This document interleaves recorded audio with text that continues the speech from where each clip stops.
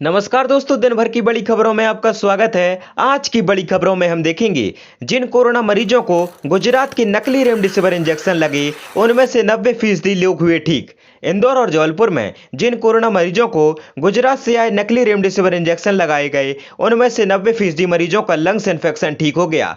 जी हां, पुलिस ने खुद ये चौंकाने वाला खुलासा किया है। पुलिस का कहना है कि इस मामले में प्रदेश के स्वास्थ्य विभाग को गंभीरता से सोचना चाहिए। खबर के मुताबिक एक पुलिस अधिकारी ने नाम न बताने की शर्त पर बताया कि इंदौर में जिन लोगों को नकली रेमडेसिविर दिए गए उनमें से 10 की मौत हो गई, जबकि 100 से ज्यादा लोग ठीक हो गए, बावजूद इसके कि इंजेक्शन में केवल ग्लूकोज और नमक था। हालांकि जिन लोगों की मौत हो गई उनके शरीर की जांच नहीं हो सकती क्योंकि सभी का अंतिम संस्कार हो चुका है।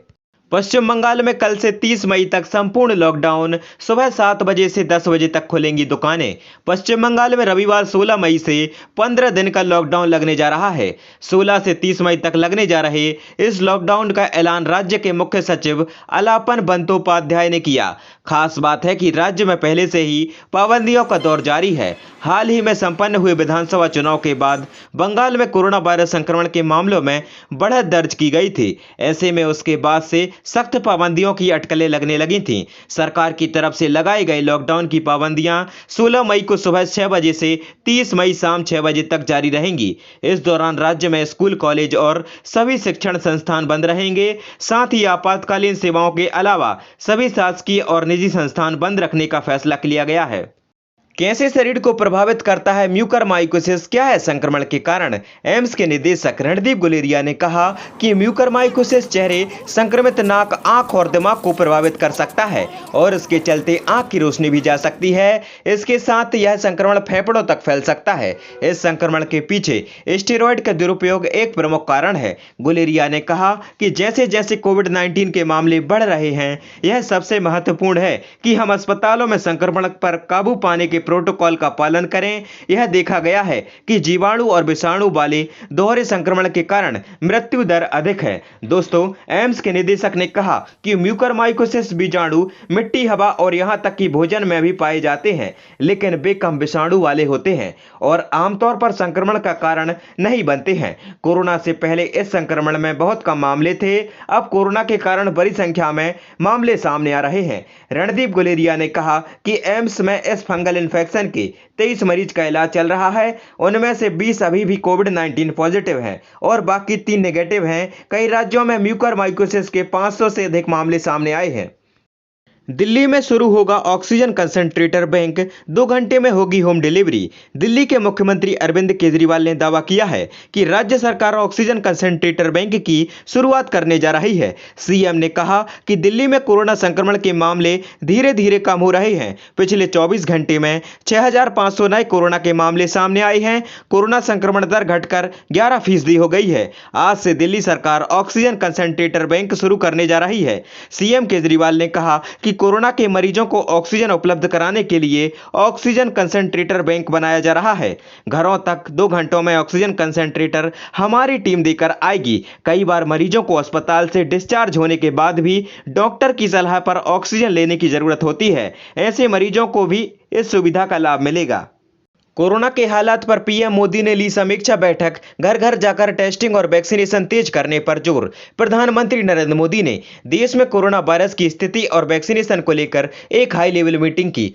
बैठक में शामिल अधिकारियों ने प्रधानमंत्री को ताजा हालात से रूबरू कराया। बैठक में प्रधानमंत्री कार्यालय के अलावा विभिन्न मंत्रालयों के अधिकारी शामिल भी हुए।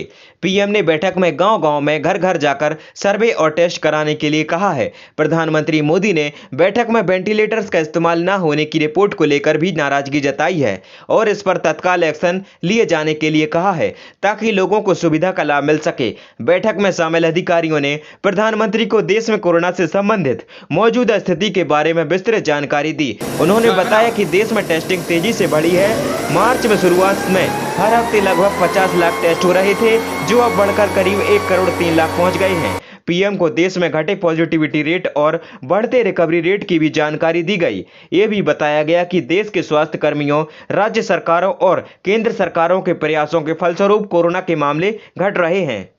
विश्व स्वास्थ्य संगठन पहले अलर्ट करता तो दुनिया में रुक सकती थी तबाही। क्या हम कोरोना वायरस की महामारी को मौजूदा स्तर की तबाही मचाने से रोक सकते थे? क्या विश्व स्वास्थ्य संगठन और विभिन्न देशों की सरकारें जागरूक होती तो लाखों लोगों का जीवन बचाया जा सकता था? इनका जवाब हाँ में देते हुए महामारी से बचाव और तैयारी के लिए बनी एक स्वतंत्र अंतर्राष्ट्रीय पैनल ने अपनी रिपोर्ट जारी की है। रिपोर्ट में वैश्विक स्तर पर कोविड-19 के प्रबंधन में हुई खामियों को बताते हुए नई पारदर्शी व्यवस्था लाने की सिफारिश की गई है। रिपोर्ट में कहा गया है, जानलेवा कोरोना वायरस और खराब तालमेल की वजह से चेतावनी के संकेत अनसुने कर दिए गए। विश्व स्वास्थ्य संगठन और पहले महामारी को लेकर अलर्ट कर सकता था। एक के बाद एक खराब निर्णयों की वजह से वायरस अब तक करीब 33 लाख लोगों की जान ले चुका है, साथ ही वैश्विक अर्थव्यवस्था को भी तबाह कर दिया है। मध्य प्रदेश में एक ऐसा गांव जहां पर बिल्कुल कोरोना मरीज नहीं है। मध्य प्रदेश में कोरोना महामारी के हाहाकार के बीच एक ऐसा गांव भी है जहां एक भी मरीज नहीं है। ये गांव है सागर जिले का जनकपुर गांव। ये गांव केसली ब्लॉक में बसा हुआ है। गांव वालों ने ऐतिहासिक निर्णय लेते हुए पूरा गांव ही सील कर दिया है। इतना ही नहीं, कोरोना गाइडलाइन तोड़ने वाले जुर्माना भी भरते हैं। जनकपुर गांव की ग्राम पंचायत के सहायक सचिव भरत सहलोधी ने बताया कि सागर में कोरोना के लगातार बढ़ रहे संक्रमण को देखते हुए जनकपुर गांव के लोगों ने आपस में बैठक बुलाई। बैठक में तय किया गया कि अब गांव में ना कोई आएगा और ना कोई बाहर जाएगा। गांव वालों ने खुद ही कोरोना कर्फ्यू लगा दिया और घरों में कैद हो गए। इसका परिणाम ये निकला कि अब तक यहां एक भी कोरोना पॉजिटिव मरीज नहीं मिला है। बच्चों पर कोरोना की दूसरी लहर का कहर, 4 साल से 10 साल के मासूमों की मौत की बड़ी चिंता। कोरोना का संक्रमण मासूमों के लिए जानलेवा बनता जा रहा है। शुक्रवार को 4 साल के मासूमों की मौत बीआरडी मेडिकल कॉलेज में इलाज के दौरान हो गई। बीते 8 दिनों में कोविड के प्रकोप के इलाज के दौरान बच्चों की मौत का यह दूसरा मामला है। इसके पहले सिद्धार्थनगर के एक 10 साल के बच्चे की मौत हुई थी। कोरोना संक्रमण की तीसरी लहर में बच्चों में संक्रमण के खतरे की आशंका जताई जा रही है। हालांकि दूसरी लहर में 14 वर्ष से कम उम्र के बच्चे ज्यादा संक्रमित नहीं हुए। जो बच्चे संक्रमित हुए उनमें से ज्यादातर ठीक हो गए। सिर्फ 80 बच्चों को भर्ती कर इलाज की जरूरत पड़ी थी।